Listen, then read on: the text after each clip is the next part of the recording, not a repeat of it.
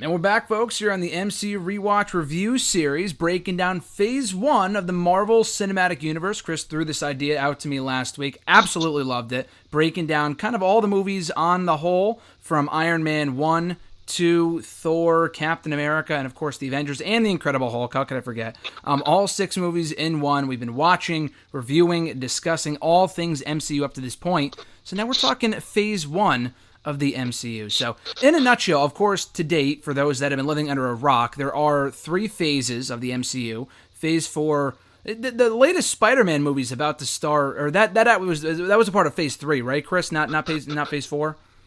It was the last movie in that phase, is what I think Marvel considered it. Okay, that's what I thought. I figured that was a part of Phase 3. I wasn't 100% sure. But before we go any further, I forgot to do this, but welcome, Chris, back to the MCU Rewatch review series. How are you? I'm doing good. So today, talking Phase 1 of the MCU, all 6 of these movies. In a nutshell, what does Phase 1 of the MCU mean to you, Chris? I mean, it's what kicked everything off, and it's what started this whole huge conglomerate thing that we have now. But I think it's just an effective series of origin stories, like Iron Man 2 being the exception because that was his sequel, but even that sort of served a little bit as an origin story for War Machine, especially because his character wasn't really too important in Iron Man 1. But, you also had Natasha Romanoff being introduced in that movie as well. So it was a little bit like, not her origin story necessarily, but it's the first time we meet her. Yeah, it seems like in a lot of different movies we had the introduction of various characters. Of course, the main ones, as you mentioned, the origin stories, but you have Natasha in Iron Man 2, Nick Fury kind of in the background there, of course, with Iron Man 1, and then the various roles that he's had in Captain America at the very end, Iron Man 2. Were those the only 3 movies that he was in Phase 1 aside from the Avengers itself? Because he wasn't in Thor or the Hulk, right? I don't believe he was in Thor at all. I know Coulson obviously was in Thor, and he was in various movies. We talked about his importance to the MCU, at least early on, with our Avengers review last week. But with all these origin characters, I mean, in a nutshell, we have 6 movies. So, not the best movies of the bunch, which we'll get to at the end. I'll probably ask you to rank them from best to worst, or your favorite to least favorite, what have you, which we'll get to at the end. But in terms of the movies themselves, which ones of these bunch, unless you're talking about all of them here, would you say, okay, in order to understand this character, you need to watch this movie? Or what about the movies that are a little bit more missable of these 6? I mean, if you skipped Iron Man 2, you wouldn't miss a ton.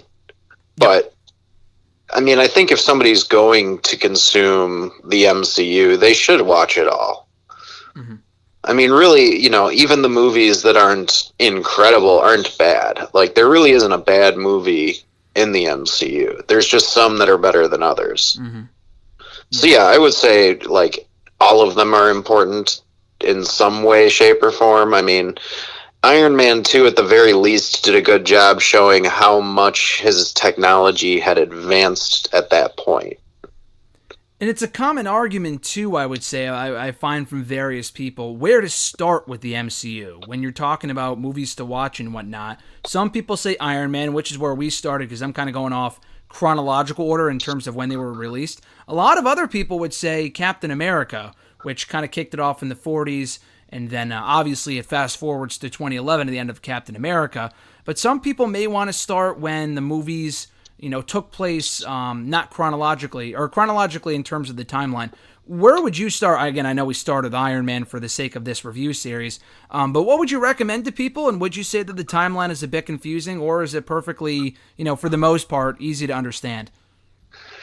I would say just, if somebody wants to go in a specific order, going in the order they were released is probably the easiest, but, going in chronological order in terms of when the movies take place in history isn't really going to affect too much, because there's really only 2 movies you have to account for there, which is Captain America and Captain Marvel. Yeah. Other than that, everything sort of seems to be happening in order. They kind of established that Guardians 2 took place like a month or two after the first movie. Mm. And then there was a big time period jump between that and the next Avengers movie for them. But, like, it doesn't really matter. This is random, but you just mentioned it there. Did they mention in Guardians 2 that it takes place after 1, or is that something that you kind of have to figure out on your own? Well, I think that's what the filmmakers said. Like, you know, it's not that long after the first movie. Okay. And that's why they're still sort of bickering with each other, because it's not like it's been as many years as there was between movies for the characters. Mm-hmm. Yeah, but then there's like a 5-year jump for them between that and the next Avengers movie that they appear in. So it's kind of an iffy timeline with them, but again, it's not really that important. Yeah, no, it's not too important. I mean, we've discussed this before, but it is a bit weird that... I mean, I always thought it took place in 2017. I'm not sure if when you told me that was the first time I had heard that, or it just... I don't think they ever say it in the second movie, in Volume 2. I don't think they say, oh, it takes place right after. But it would make sense. Like you said, they're still bickering. They're not on great terms. It is a little weird. There is that 5-year gap where we have no idea what's going on, what they're doing, whatever. Maybe the third installment at some point down the road will shine some light on that. But overall, I think the timeline is fairly easy to follow myself. Like you said, aside from the first Captain America movie and then Captain Marvel, you know, I don't really... I see a lot of people who like to watch it from when the movie started, which is totally fine. For me, I like to watch it from when they came out. I think the timeline, they might not be going off of... this is not really phase 1, but would you say going forward with the movies, they might not be focusing too much on, like, oh, this movie was released in 2018, so that means it takes place in 2018. It kind of seems like with the whole, you know, what was that going for? The snap or whatever. The blip is what they call it. Do you think with the blip happening, they won't be focusing too much on when the movies come out and the years that they take place in and stuff like that? Yeah, because there's a 5-year time jump in between two movies that were released a year apart. So they're sort of no longer worried about, like, this movie's taking place at the same time that you're watching it.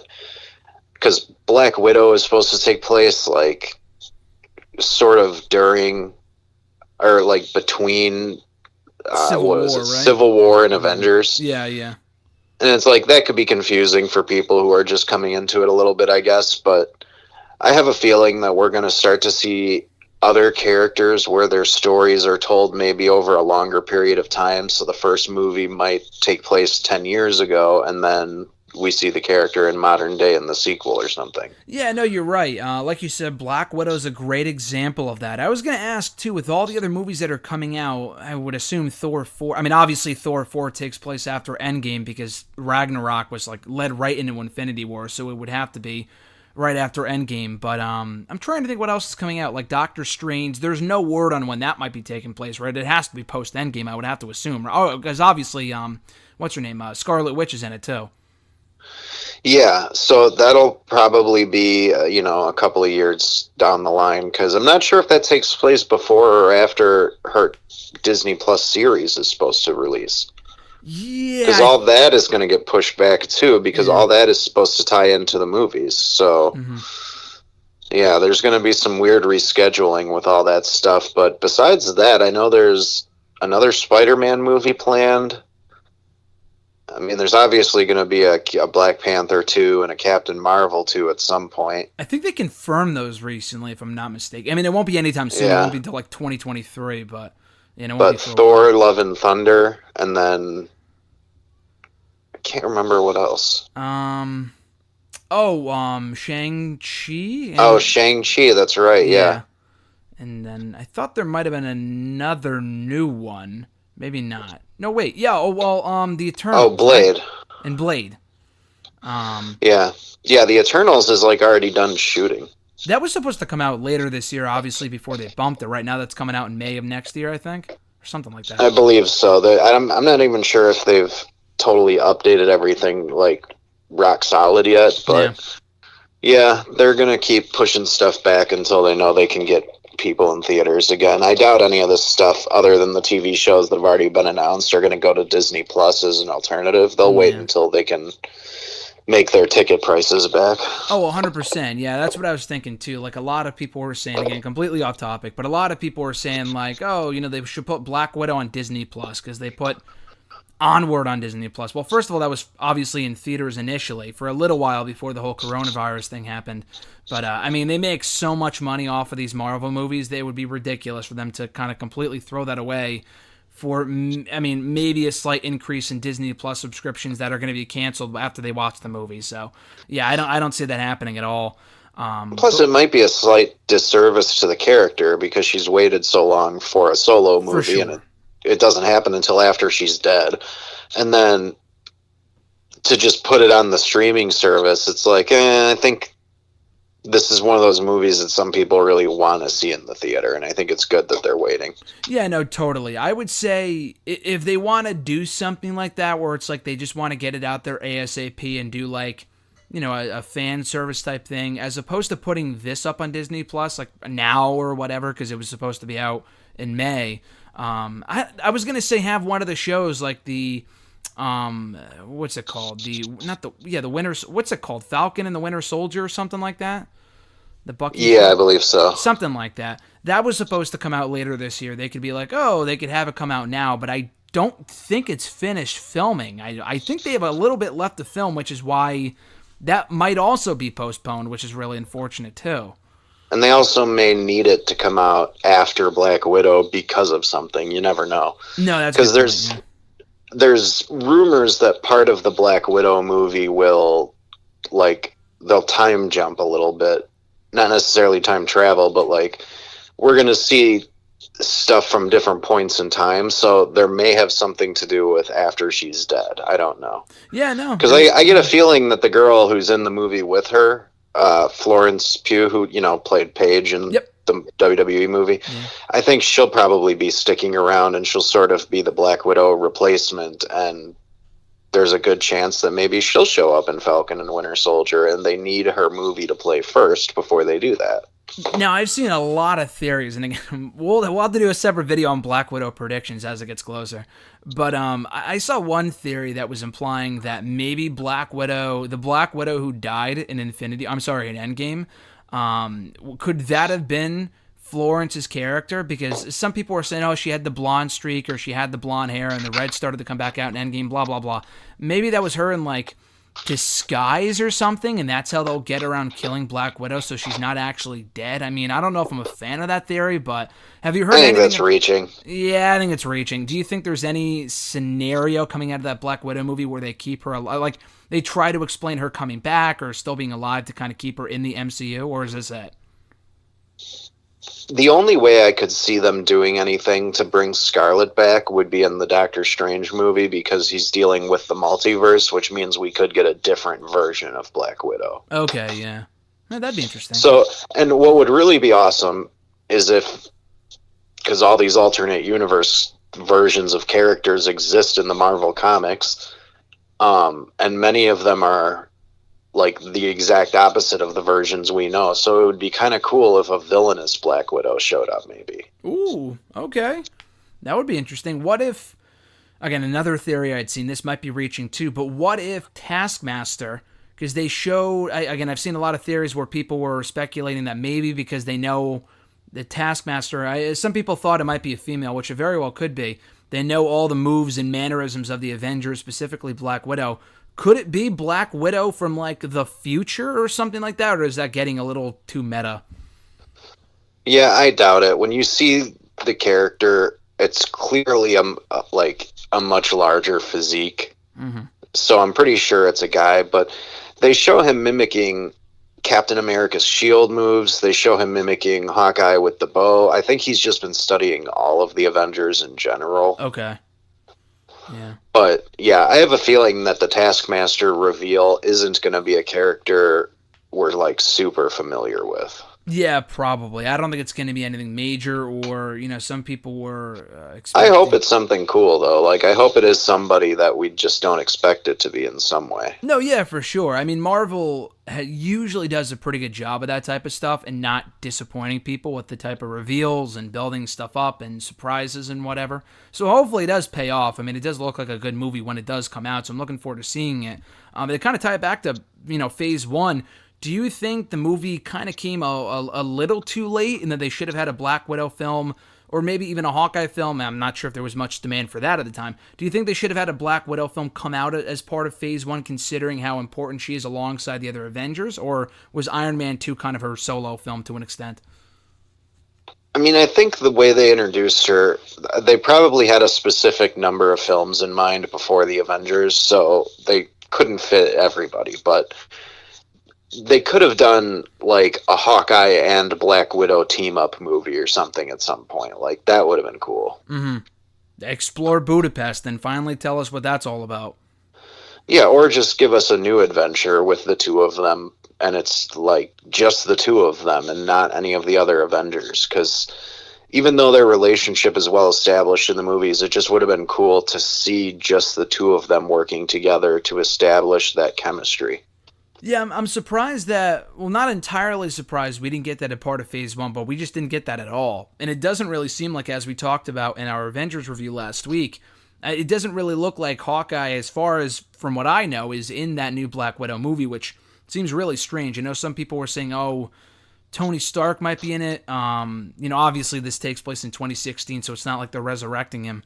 So they might bring in Robert Downey Jr. for that. I'm not overly fond of that idea. I think his last performance should have been in Endgame.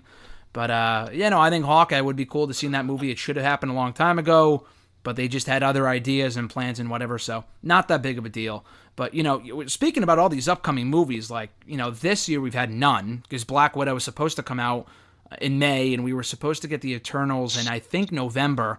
That obviously got bumped. Black Widow still may not come out until 2021, which would mean that 2020 may be the first year since 2009 where we get no new movies from the MCU whatsoever. Back with Phase 1, we had 6 movies over the span of 4 years. Did you like the idea of multiple movies being released per year? Like in 2008, we had Iron Man and Hulk. In 2011, we had Thor and Captain America. Did you see that as being just enough? Or some people may say it was too much, or like at the time, like now we accept it as normal. But do you think that was enough, to kind of fill the gaps and tell that story before the Avengers came out in 2012? Yeah, I mean, if you overdo it, if you do 3 or 4, I mean, I know they've done 3, but if you were to do 4 Marvel movies a year, I think people would be more tired of them. I know some people already have superhero fatigue a little bit, but I think that has more to do with how much superhero television there is. Sure. And as far as the movies go, we're not going to be getting a separate series of X-Men movies anymore. So it's really just Marvel and DC, and then there's like little things that come out like Bloodshot with Vin Diesel. So at this point, 2 or 3 movies from Marvel and 1 or 2 from DC isn't terrible because you don't have to go see all of them if you don't want to. Yeah, no, exactly. And it's so weird when you say that compared to 10 years ago. We've talked about this before in like the Iron Man review or somewhere around there. With the culture surrounding comic book movies and superhero movies and whatnot, how weird it is it to have it today where some people experience this superhero fatigue compared to 10 years ago where it was kind of a new phenomenon to have as many superhero movies out as we did. Oh, for sure. I mean, there was a time when, there were multiple years in a row where we weren't getting comic book movies, and now it's, you expect 5 or 6 a year just from the big publishers, not to mention all the little stuff that you get. Like Teenage Mutant Ninja Turtles could be considered a comic book movie because there's comic books, even though I think maybe it started as a cartoon. No, it was a comic first, actually. Yeah. Was it really?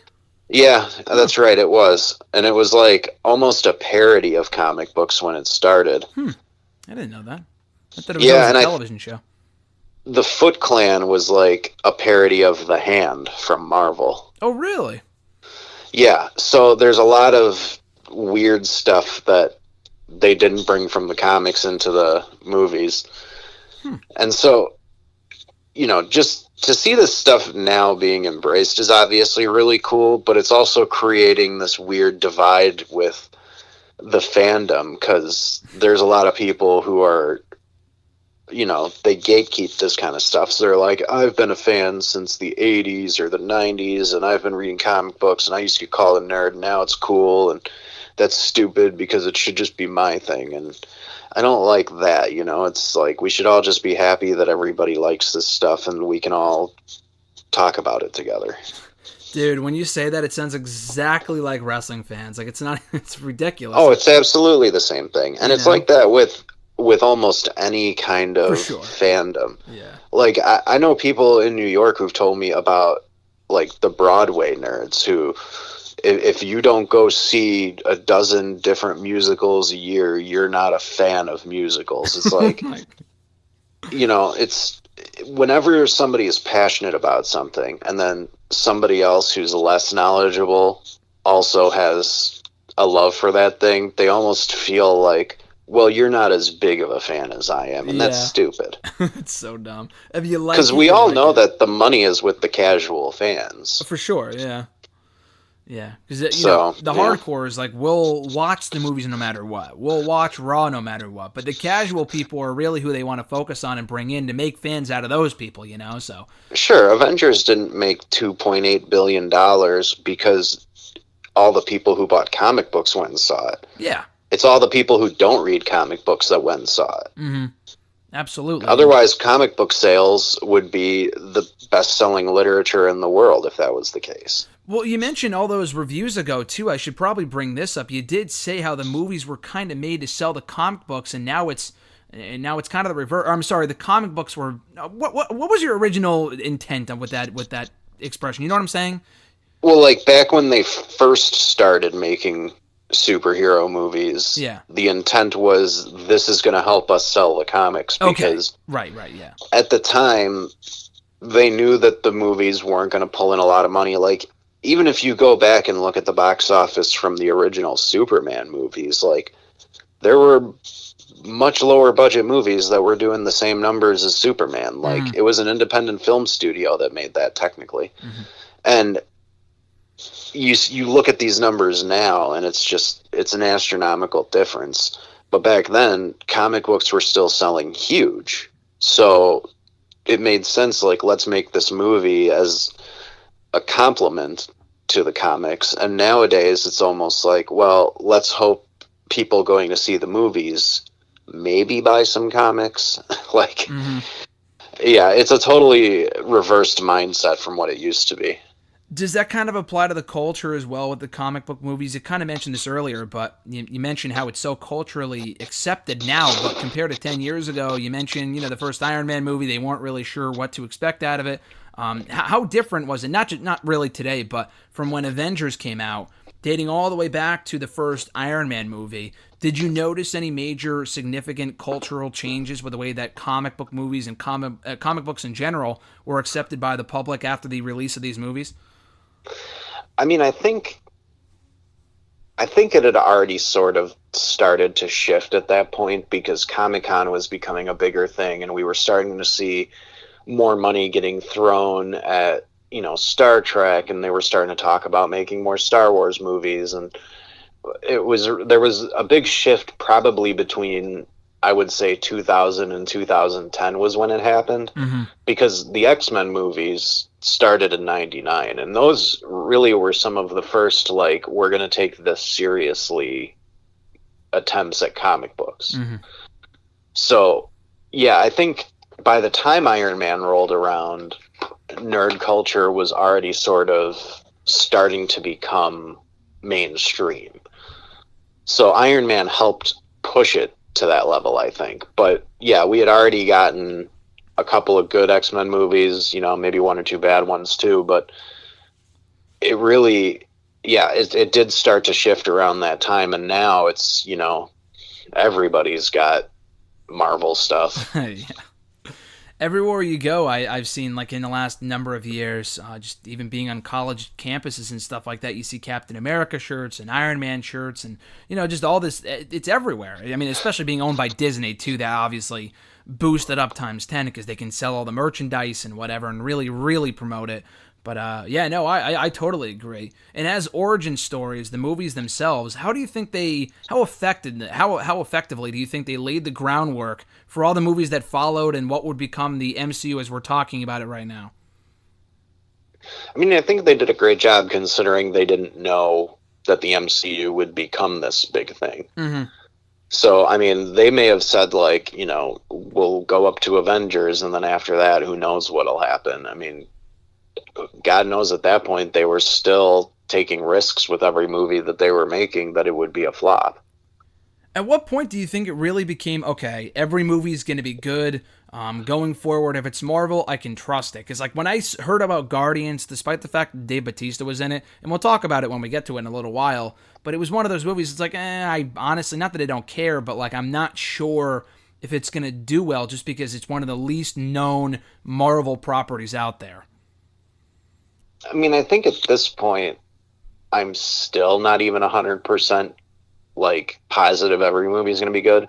And it's only because there's always the chance that a bad movie makes it through. I mean, we've seen it a million times.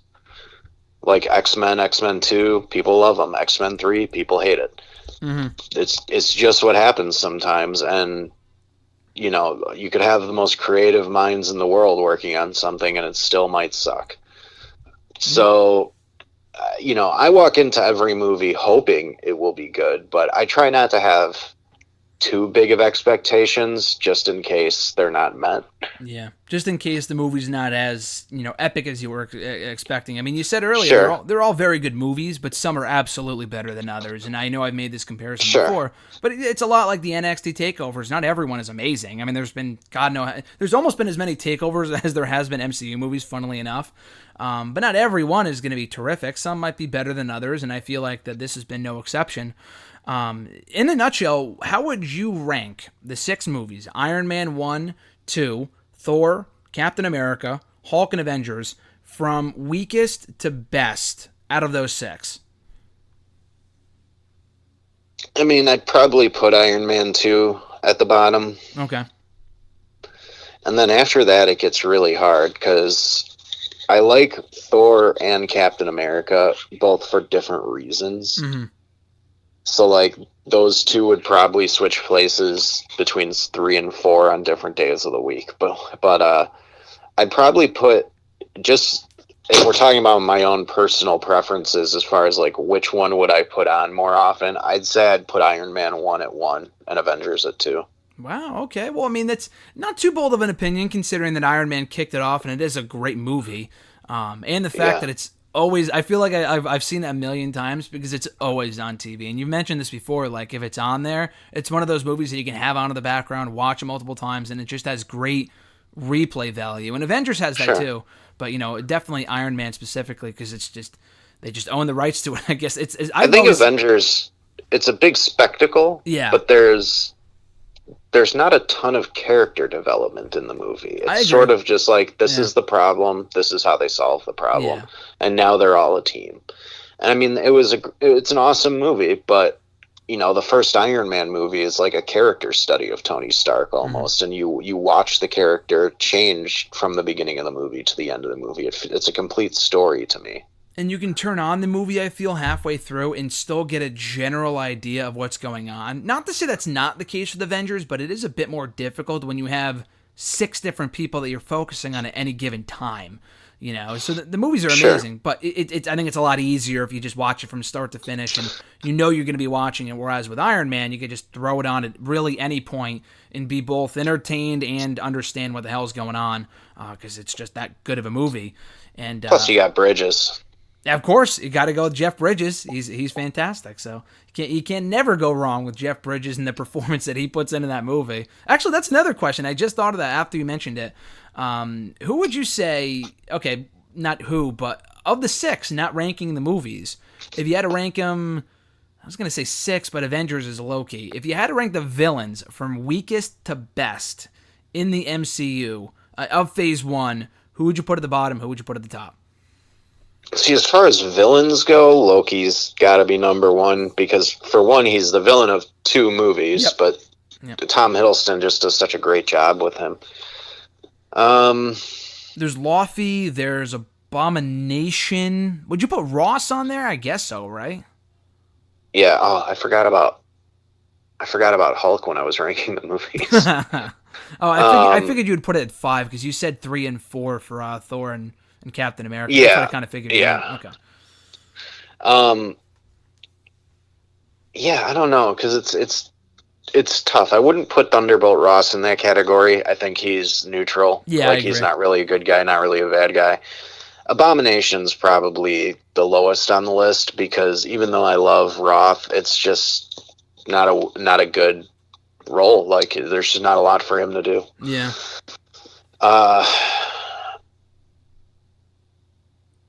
Bridges, like, it's tough with him versus Red Skull because Red Skull's a villain from the second you see him. Bridges doesn't make the heel turn until about halfway through the movie, Which is why I think it's so good. Which is why I think it works, Yeah. though, you know? Yeah, I mean, don't get me wrong. It's definitely telegraphed a little bit, Yeah. but it's also like It's Red subtle. Skull's an out and out villain. Like he doesn't even try to hide it. Yeah. And Bridges is more of a character who was in some way driven to villainy. So I think I'd probably put him a little above Red Skull just in terms of like how interesting he is as a character. Mm-hmm. So you got But, like, Loki at yeah. 1. I would put Bridges at 2. Red Skull at 3. Abomination would probably be last. We're not ranking Ross. Then you have Laufey would probably, for me, be towards the bottom, right? He would kind of have to be. Yeah, because he's Loki's tool. Like he's Yeah. not even the main villain of the movie. He's just what the guy Loki's using as a cover, sort of. Yeah. So if we are counting him, I would put him towards the bottom. If we're not, I mean, I could understand that 'cause for the reasons you just said. Then we have, I think that's everybody except for Whiplash from Iron Man 2. Would he be somewhere in the middle there? Yeah, he'd probably be like 4.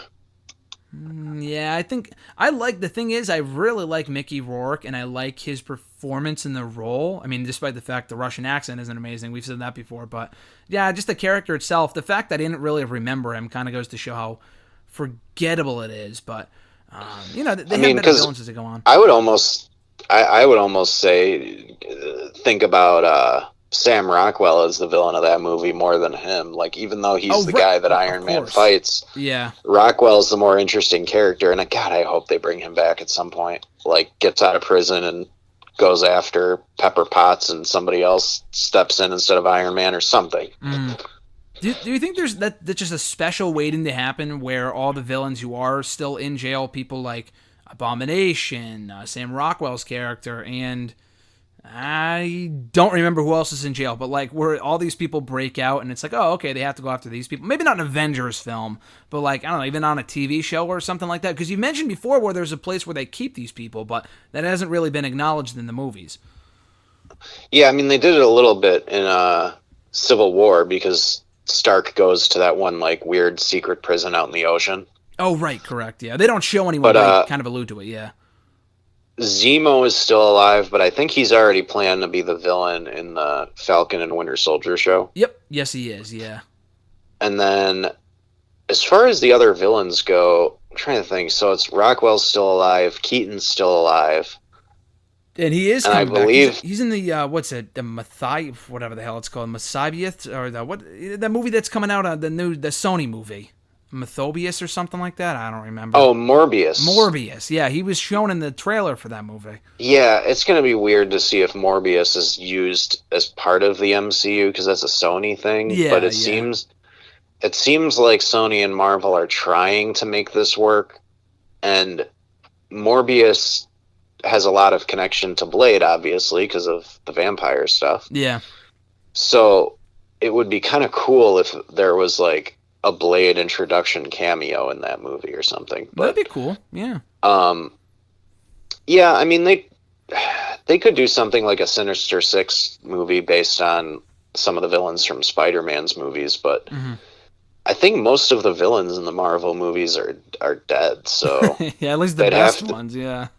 Yeah, it seems like I mean, I liked Zemo, even though his plan was like needlessly complicated. Yeah. I like the actor, and I think he'll be a good villain in the other show. But yeah, I don't know. I mean, right now, Rockwell and Keaton are like the two best choices to bring back as far as previous villains that haven't really done much. And also, I'm a huge Walton Goggins fan, and I feel like his character in Ant-Man was just like a cheap henchman that was used for laughs almost. I'd like to see him get a little crazy and like become a much darker villain. Are you talking about the main bad guy from Ant-Man?